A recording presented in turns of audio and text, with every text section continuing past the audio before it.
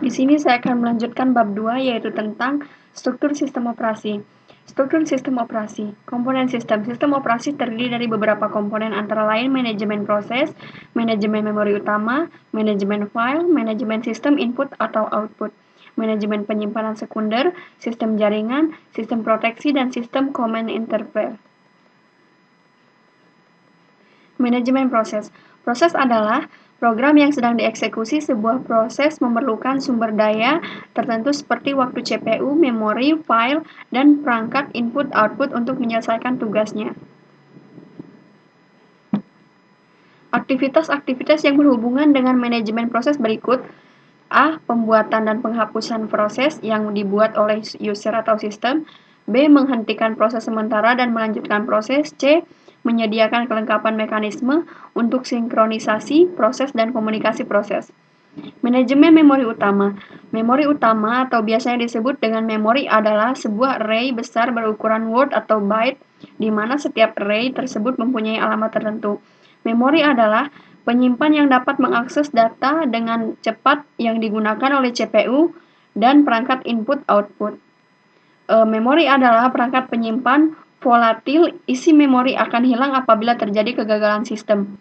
Aktivitas manajemen memori tersebut yaitu menjaga dan memelihara bagian-bagian memori yang sedang digunakan dan dari yang menggunakan. Selanjutnya, memutuskan proses-proses mana saja yang harus dipanggil ke memori jika tersedia ruang di memori, mengalokasikan dan mendealokasikan ruang memori jika diperlukan. Manajemen file. File adalah kumpulan informasi yang saling berhubungan yang sudah didefinisikan oleh pembuatnya atau user. Biasanya, file berupa program atau baik dalam bentuk source maupun objek. Struktur sistem operasi terdiri dari pembuatan dan penghapusan file, pembuatan dan penghapusan direktori, primitif-primitif yang mendukung untuk memanipulasi file dan direktori, pemetaan file ke memori sekunder, backup file ke media penyimpanan yang stabil, manajemen input-output. Sistem operasi bertanggung jawab pada aktivitas-aktivitas sistem input atau output sebagai berikut, yaitu sistem buffer chasing, antarmuka, drive piece secara umum, driver untuk tertentu, manajemen penyimpanan sekunder. Karena memori utama bersifat volatil dan terlalu kecil untuk mengakomodasi semua data dan program secara permanen, sistem harus menyediakan penyimpanan sekunder untuk backup memori utama. Aktivitas-aktivitas manajemen penyimpan sekunder sebagai berikut. A. Pengaturan ruang bebas, alokasi penyimpanan, penjadwalan disk. Sistem jaringan atau sistem terdistribusi. Sistem terdistribusi adalah kumpulan proses yang tidak menggunakan memori atau clock bersama-sama. Sistem terdistribusi memungkinkan user untuk mengakses sumber daya atau resource yang beragam. Dengan mengakses sumber daya yang dapat digunakan bersama-sama tersebut akan memberikan keuntungan dalam meningkatkan kecepatan komputasi, meningkatkan ketersediaan data, meningkatkan kehandalan sistem. Sistem proteksi. Proteksi adalah suatu mekanisme untuk mengontrol akses oleh program, proses atau user pada sistem maupun resource dari user. Mekanisme sistem proteksi harus disediakan. Sistem meliputi membedakan antara penggunaan yang sah dan yang tidak sah, menentukan kontrol yang terganggu, menentukan cara pelaksanaan proteksi. Sistem command interpreter.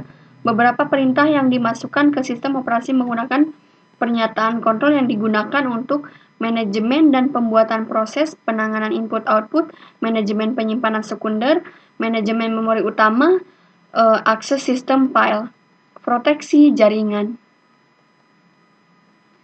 Layanan sistem operasi. Sistem operasi menyediakan layanan untuk programmer sehingga dapat melakukan programmer dengan mudah. Contohnya eksekusi program, operasi-operasi input-output, manipulasi sistem file, komunikasi, mendeteksi kesalahan, mengalokasikan sumber daya, akuntansi, proteksi. Sistem call. Sistem call menyediakan antarmuka antara program yang sedang berjalan dengan sistem operasi. Sistem call biasanya tersedia dalam bentuk instruksi bahasa assembly. Pada saat ini, banyak bahasa pemrograman yang digunakan untuk menggantikan bahasa assembly sebagai bahasa pemrograman, sehingga sistem call dapat langsung dibuat pada bahasa tingkat seperti bahasa C dan C++.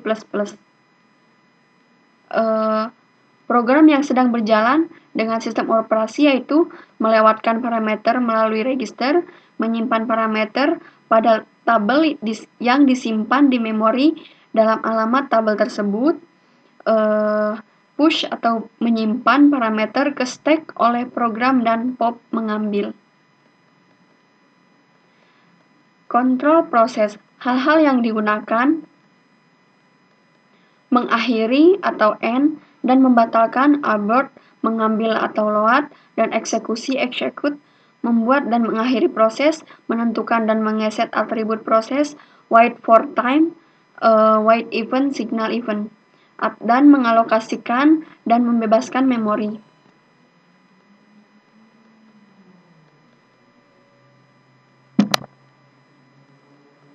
Manipulasi file. Hal-hal yang dilakukan yaitu membuat dan menghapus file, membaca dan menutup file, membaca, menulis dan mereposisi file, menentukan dan mengeset atribut file. Manipulasi device. Hal-hal yang dilakukan: meminta dan membebaskan device, membaca, menulis dan mereposisi file, menentukan dan mengeset atribut. Informasi lingkungan. Hal-hal yang dilakukan yaitu mengambil atau mengeset waktu dan tanggal, mengambil atau mengeset sistem data, sistem operasi, mengambil atau mengeset proses, file, atau atribut-atribut. Komunikasi.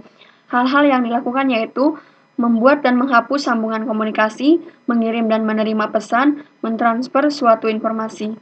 Ada dua model komunikasi yaitu message passing model, shared memory model. Sistem program. Sistem program menyediakan lingkungan yang nyaman untuk pengembangan dan eksekusi program. Kebanyakan, user melihat sistem operasi yang didefinisikan oleh sistem program dan bukan sistem call sebenarnya. Struktur sistem operasi terdiri dari memanipulasi file, status informasi, modifikasi file, bahasa pemrograman yang mendukung, pemanggilan dan eksekusi program, komunikasi, program-program aplikasi. Sistem operasi. Sistem komputer modern yang semakin kompleks dan rumit memerlukan sistem operasi yang dirancang dengan sangat hati-hati agar dapat berfungsi secara optimum dan mudah untuk memodifikasi. Struktur sistem MS-DOS adalah sejumlah sistem komersial yang tidak memiliki struktur yang cukup baik.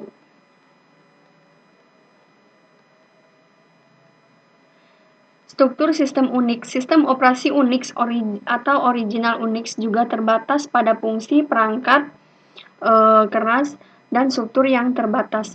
Unix hanya terdiri dari dua bagian yaitu kernel dan program sistem. Pendekatan terlapis. Teknik pendekatan terlapis pada dasarnya dibuat dengan menggunakan pendekatan top-down. Semua fungsi ditentukan dan dibagi menjadi komponen-komponen.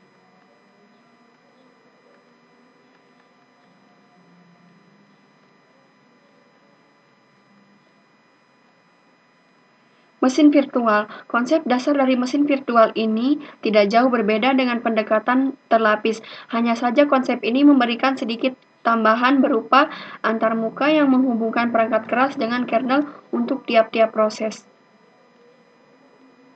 Meskipun konsep ini cukup baik, namun sulit untuk diimplementasikan. Ingat bahwa sistem menggunakan metode dual mode.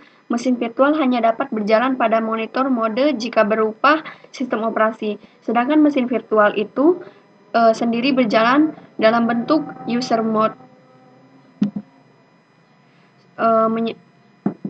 Menyebabkan adanya transfer dari virtual user mode ke virtual monitor mode pada mesin virtual. Keuntungan dan kerugian konsep mesin virtual adalah sebagai berikut. Konsep mesin virtual menyediakan proteksi yang lengkap untuk sumber daya sistem sehingga masing-masing mesin virtual dipisahkan mesin virtual yang lain. Sistem mesin virtual adalah mesin yang sempurna untuk riset dan pengembangan sistem operasi. Konsep mesin virtual sangat sulit untuk mengimplementasikan kebutuhan dan duplikasi yang tepat pada mesin tertentu. Sekian presentasi dari saya. Wassalamualaikum warahmatullahi wabarakatuh.